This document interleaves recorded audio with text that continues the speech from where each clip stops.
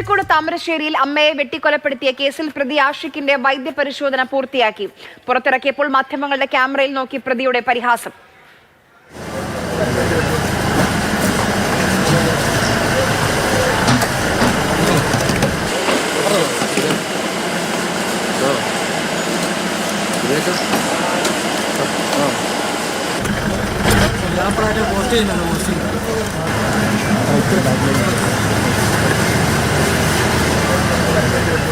ആഷിഖിന്റെ വിശദമായ മൊഴി താമരശ്ശേരി പോലീസ് രേഖപ്പെടുത്തും. മരിച്ച സുബൈദയുടെ പോസ്റ്റ്മോർട്ടം നടപടികളും ഇന്ന് പൂർത്തിയാക്കും.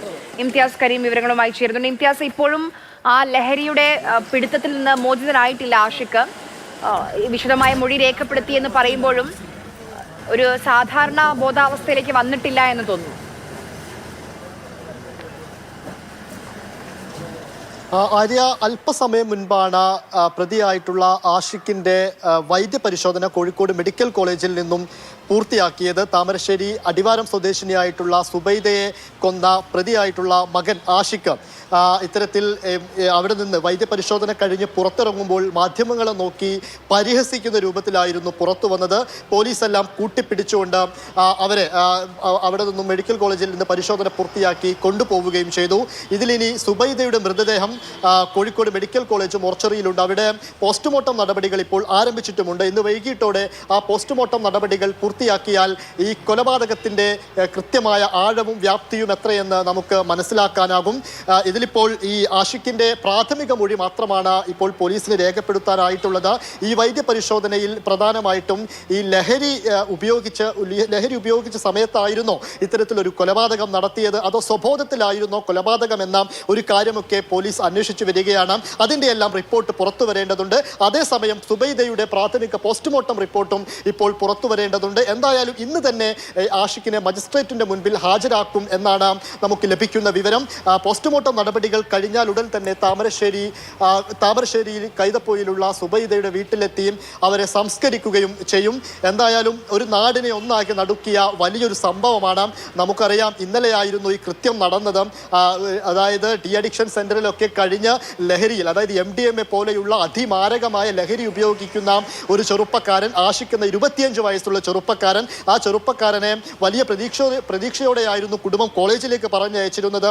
അവിടുത്തെ സുഹൃത്ത് വലയത്തിൽ നിന്നും ദുസ്വഭാവം കാരണം അദ്ദേഹം ഡി അഡിക്ഷൻ സെന്ററിൽ എത്തുന്നു. അവിടെ നിന്ന് അമ്മയെ കാണാൻ എത്തുന്നു. ഇങ്ങനെ എത്തിയ സാഹചര്യത്തിൽ സഹോദരിയുടെ വീട്ടിലെത്തിയ സമയത്താണ് ഈ തൊട്ടടുത്ത വീട്ടിൽ നിന്ന് ഒരു അരിവാൾ കത്തി വാങ്ങിയിട്ട് സ്വന്തം അമ്മയെ വെട്ടിക്കൊലപ്പെടുത്തുന്ന ഒരു സാഹചര്യത്തിലേക്ക് കാര്യങ്ങൾ എത്തിപ്പോയത്. ഒരു നാടിനെ ഒന്നാകെ നടുക്കി ദുഃഖത്തിലാഴ്ത്തി എന്ന് നമുക്ക് നിസ്സംശയം പറയാവുന്ന ഒരു കാര്യമാണ്. ലഹരിയുടെ കെട്ട ബോധത്തിലായിരുന്നു ഇദ്ദേഹത്തിൻ്റെ, ഈ ആഷിഖിൻ്റെ ഈ ക്രൂര പ്രവൃത്തി എന്ന് വേണം കരുതാൻ. എന്തായാലും അതിലൊക്കെ ഒരു സ്ഥിരീകരണം വരാനുണ്ട്. ഏതൊക്കെ വകുപ്പുകൾ ചേർത്താണ് പോലീസ് ഇനി ഇവനെതിരെ FIR ഇടുന്നത് എന്ന കാര്യത്തിലൊക്കെ തന്നെയാണ് ഇനി ഉദ്വേഗം. എന്തായാലും ഇന്ന് പോസ്റ്റ്മോർട്ടം നടപടികൾ ഇന്ന് വൈകിട്ടോടെ പൂർത്തിയാക്കും. ആര്യ, ഇവിടെ നിന്ന് ഇപ്പോൾ ഡി അഡിക്ഷൻ സെന്ററിൽ, ബാംഗ്ലൂരിലെ ഡി അഡിക്ഷൻ സെന്ററിൽ നിന്നാണ് അമ്മയെ കാണാനെന്ന് പറഞ്ഞുകൊണ്ട് ഈ ആഷിഖ് നാട്ടിലേക്ക് എത്തിയത്. വീണ്ടും ഡി അഡിക്ഷൻ സെന്ററിൽ എങ്ങനെയായിരിക്കും ഇനി പോലീസിന്റെ ഈ ആഷിഖുമായി ബന്ധപ്പെട്ട നിയമ നടപടികൾ? ഇംതിയാസ്, വൈദ്യപരിശോധന പൂർത്തിയാക്കിയ സാഹചര്യത്തിൽ ഇനി നേരത്തെ പ്രാഥമിക മൊഴിയിൽ തന്നെ, അതായത് ഈ പ്രാഥമിക മൊഴി എന്ന് പറയുന്നത് ഈ സുബൈദയെ വെട്ടിക്കൊലപ്പെടുത്തിയ സാഹചര്യത്തിൽ അവിടെ നാട്ടുകാരെല്ലാം കൂടിയിരുന്നു. ഈ ആഷിഖ് കത്തിയും പിടിച്ചുകൊണ്ട് ഈ നാട്ടുകാർക്ക് നേരെ ആക്രോശിച്ചു വരുന്നൊരു സാഹചര്യവും ഉണ്ടായിരുന്നു. ആ സമയത്താണ് നാട്ടുകാരുടെ മുൻപിൽ വെച്ച് എനിക്ക് ജന്മം നൽകിയതിൻ്റെ പേരിലാണ് ഞാൻ എൻ്റെ സ്വന്തം അമ്മയെ വെട്ടിക്കൊന്നത് എന്നായിരുന്നു നാട്ടുകാരോട് പറഞ്ഞിരുന്നത്. പോലീസ് അത് പ്രാഥമിക മൊഴിയായിട്ട് ഇവരിൽ നിന്നും, ഈ ആഷിഖിൽ നിന്നും രേഖപ്പെടുത്തുകയും ചെയ്തിട്ടുണ്ട്. ഇനി ഒരു വിശദമായ മൊഴി രേഖപ്പെടുത്തണം. ആ നടപടിയാണ് ആദ്യഘട്ടത്തിൽ ഇനി നടക്കാനുള്ളത്. അതിൻ്റെ ഭാഗമായി വൈദ്യപരിശോധനയും പൂർത്തിയാക്കി കഴിഞ്ഞിട്ടുണ്ട്. അതുകൂടെ കഴിഞ്ഞാൽ ഇനി മജിസ്ട്രേറ്റിന് മുൻപിൽ ഹാജരാക്കുകയും ചെയ്യും.